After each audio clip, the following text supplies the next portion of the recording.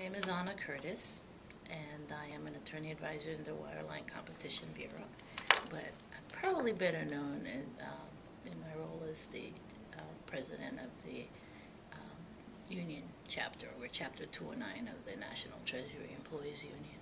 I gauge it by my son's age. He's now 22, and I came here about after he was born. I do think that women bring something different to the table. I think women have much better communication and social skills.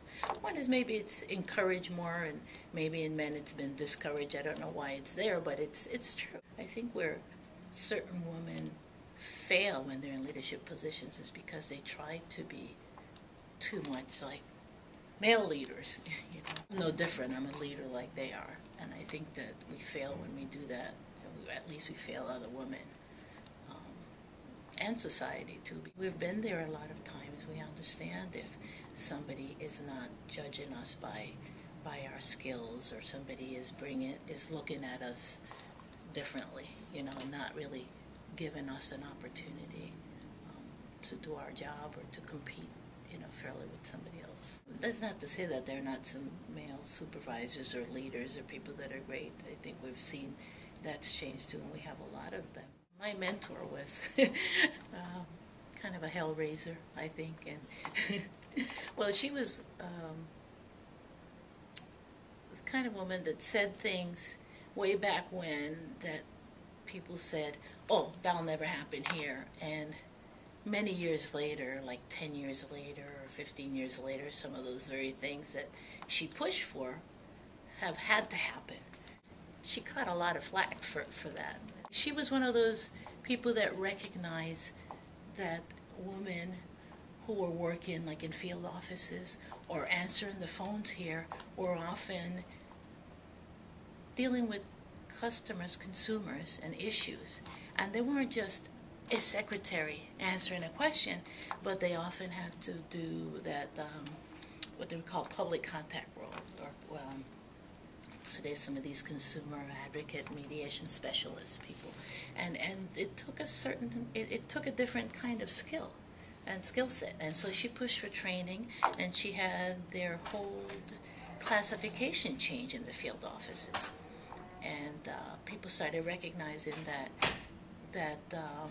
at least women that worked in these public service division positions had a lot to contribute. And today, many of these women, I said, are in leadership positions, very good grades, and it's because I think of her pushing for this. But at the time, she really had to push against the odds to get that recognized.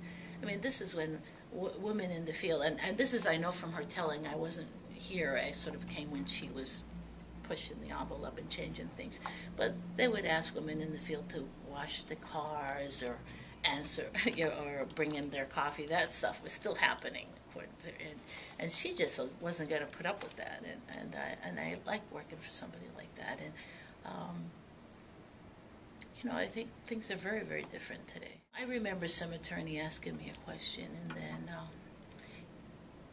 later on he comes by and he said, "Oh, I checked with so-and-so and you were right. He agrees." So I just said, next time you need to have a white male's perspective. If you feel that, the advice, just go to them, and I got enough to do. I think as minorities or women, I think because we're often put in the same role where you're at a meeting and you make a suggestion and it's not listened to, and then somebody else makes it, and it's like, whoa, great idea. And I'm like, whoa, you hear me?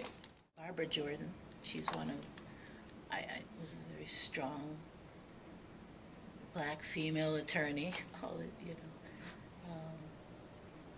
who looked beyond her own cultural milieu. She also advocated on behalf of Hispanics, other minority groups and Asians. I think she was one of the ones responsible for expanding the 1965 Civil Rights Act, the coverage to include these other groups.